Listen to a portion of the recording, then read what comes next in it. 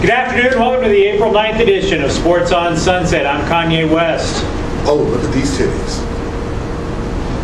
Yeah, they are actually kind of impressive. Speaking of tits,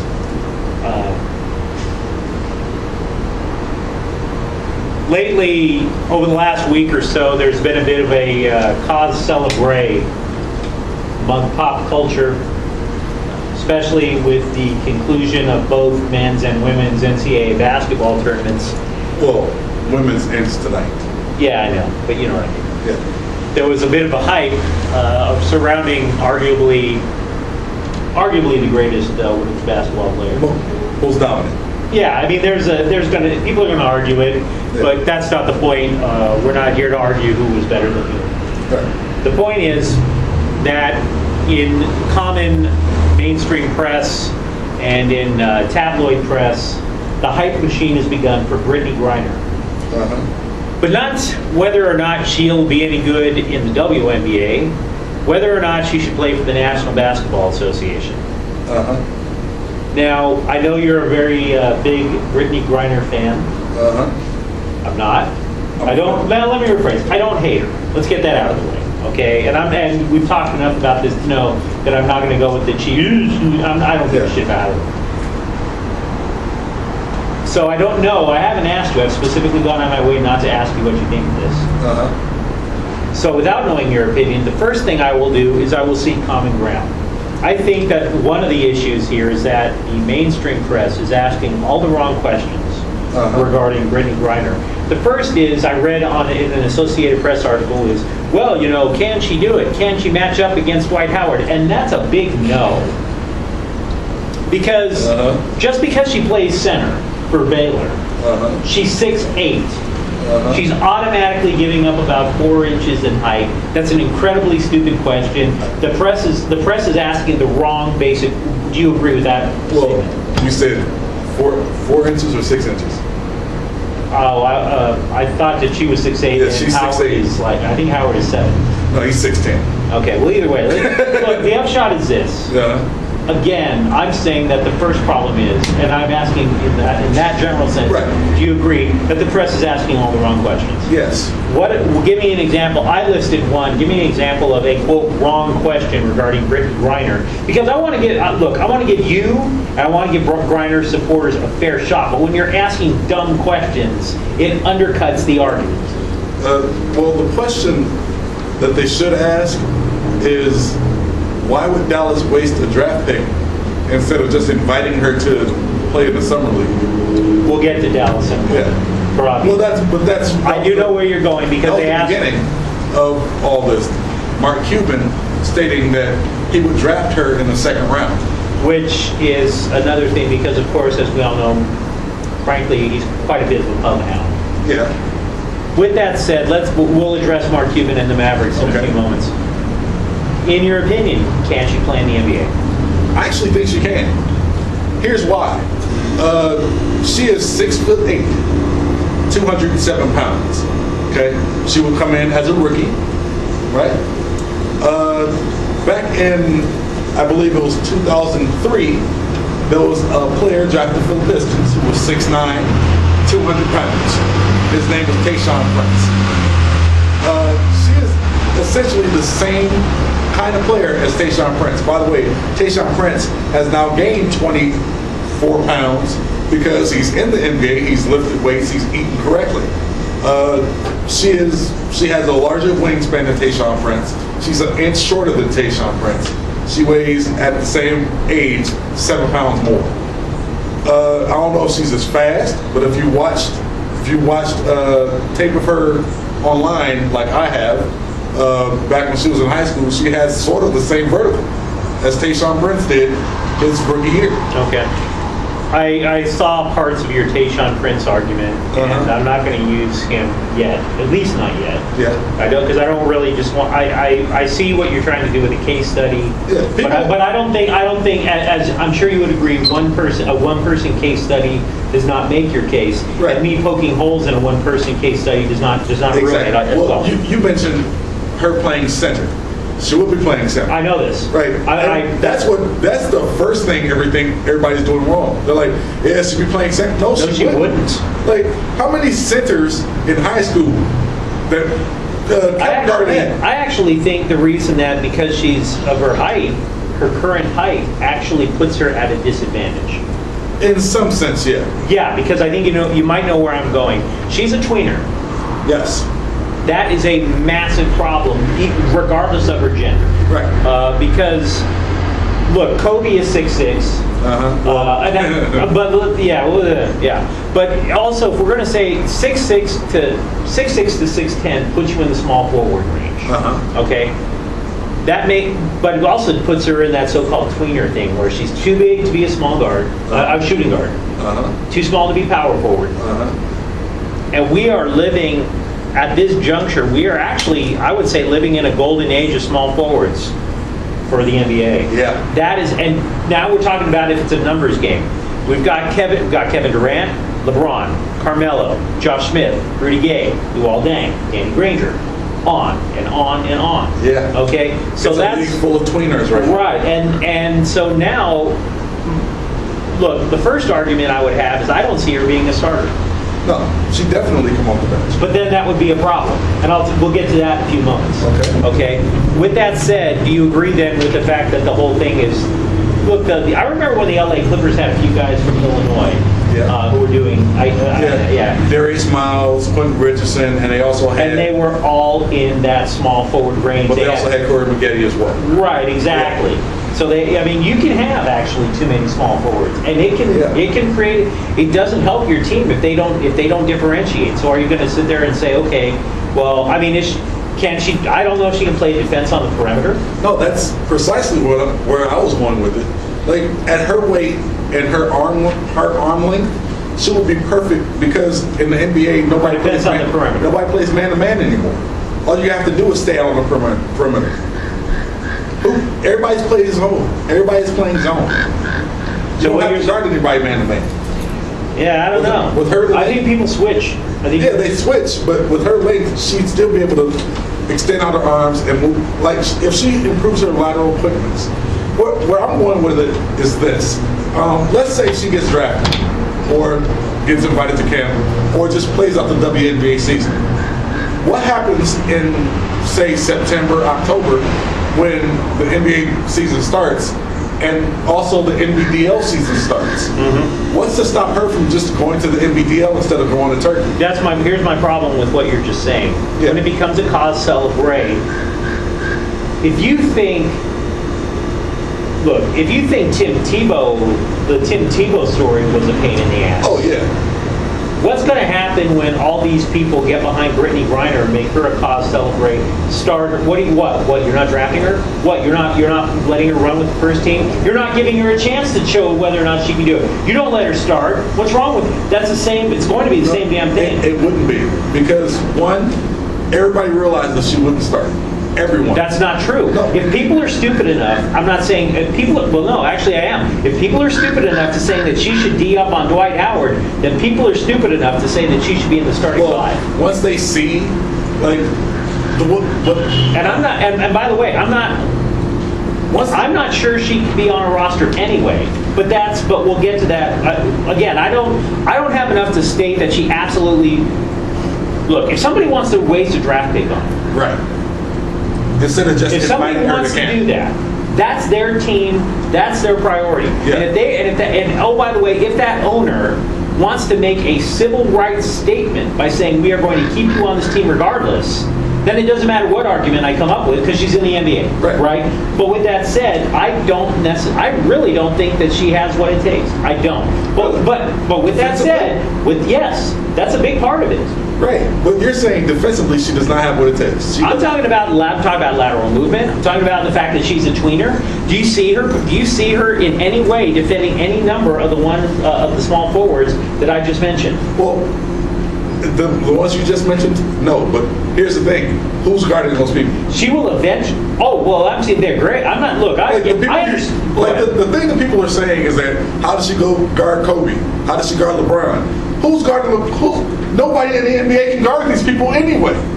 So you're saying that everybody should be okay with Brittany Griner getting posterized again and again and again. You show me someone in the NBA that hasn't been posterized. Oh, I know that. I know. No, I know that. But I'm still saying. Again and again. I'm still saying. How many times did Brandon Knight get posterized before he even got to the?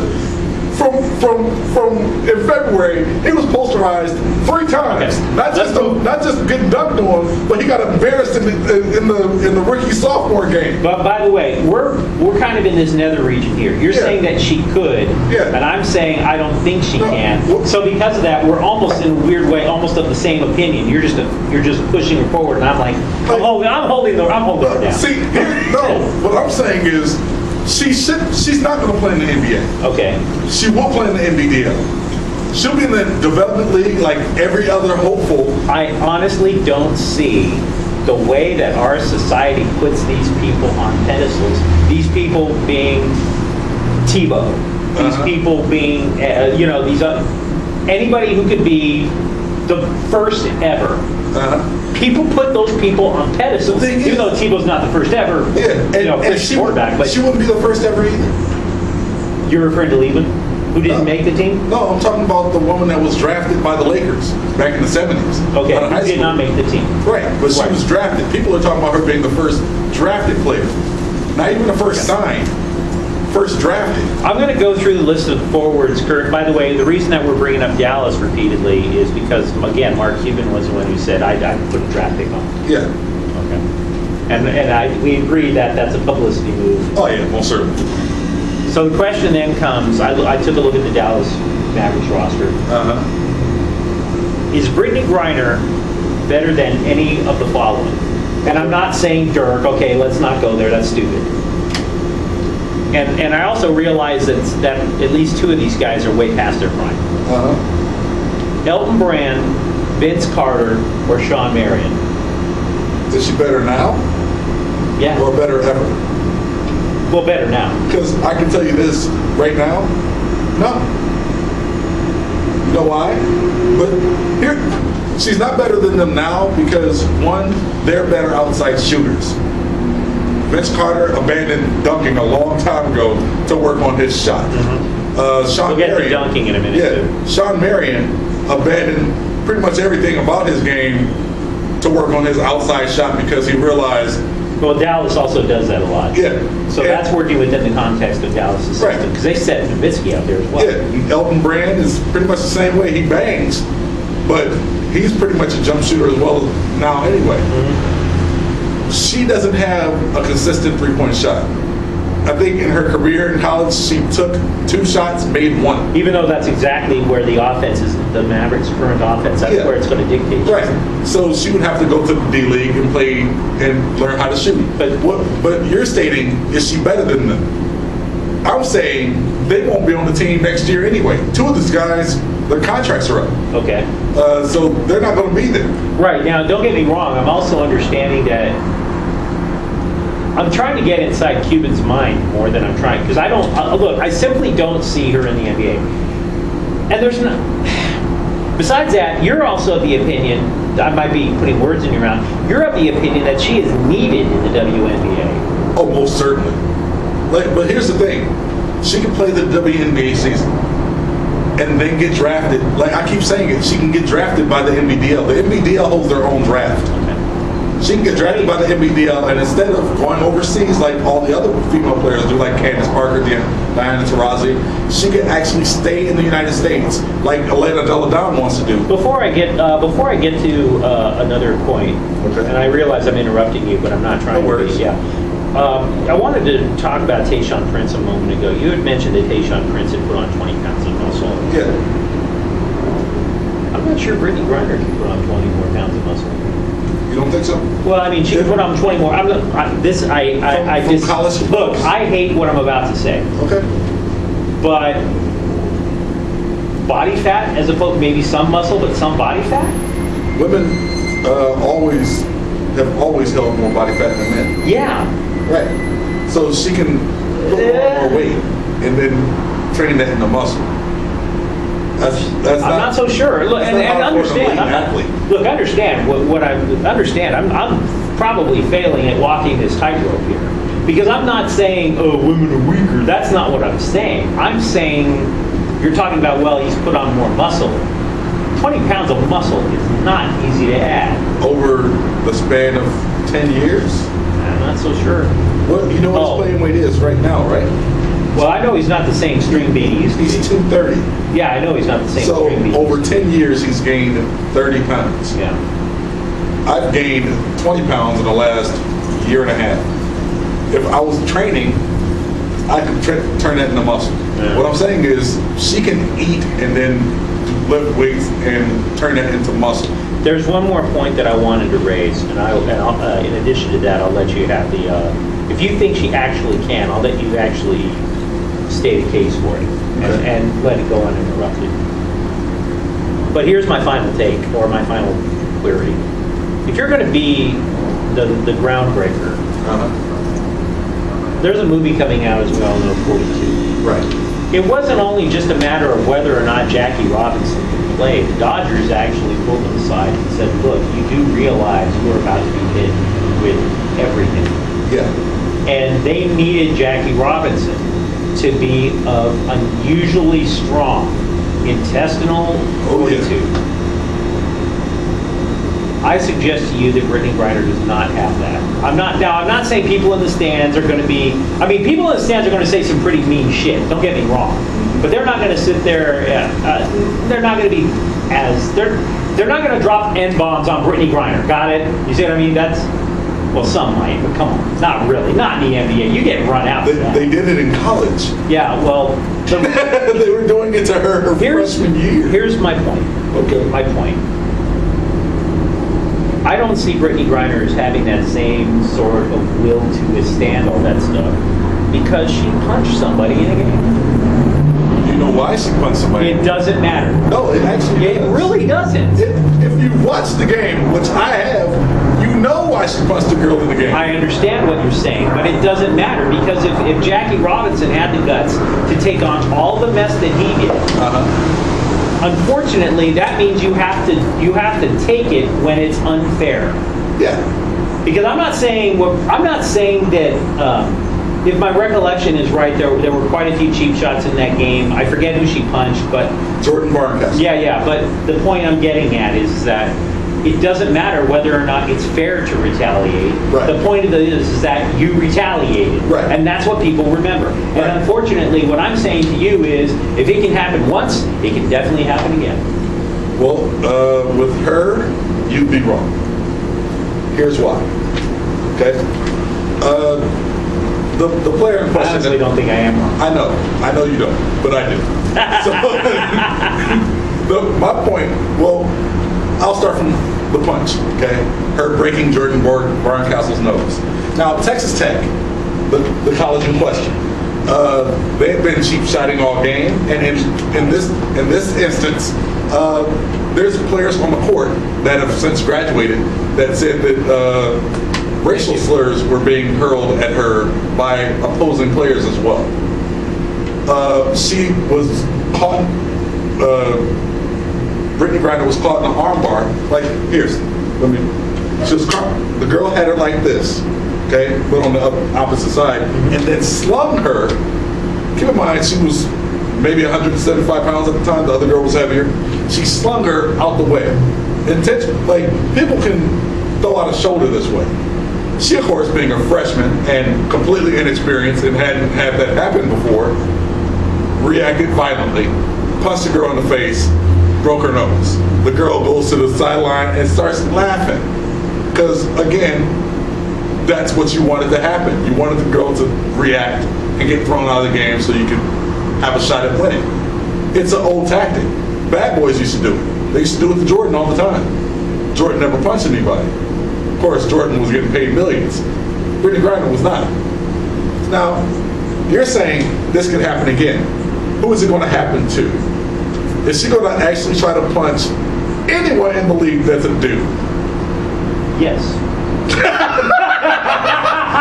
You're saying she's going to look at Ron Artest in the eye and throw a punch at Ron Artest. I'm saying actually is that she will flip. Because you know what though? I'm not saying she will punch Ron Artest. I'm saying that she will do something like that. That will flip. I'm not saying punch. Here's why. Do you want to know why? Sure.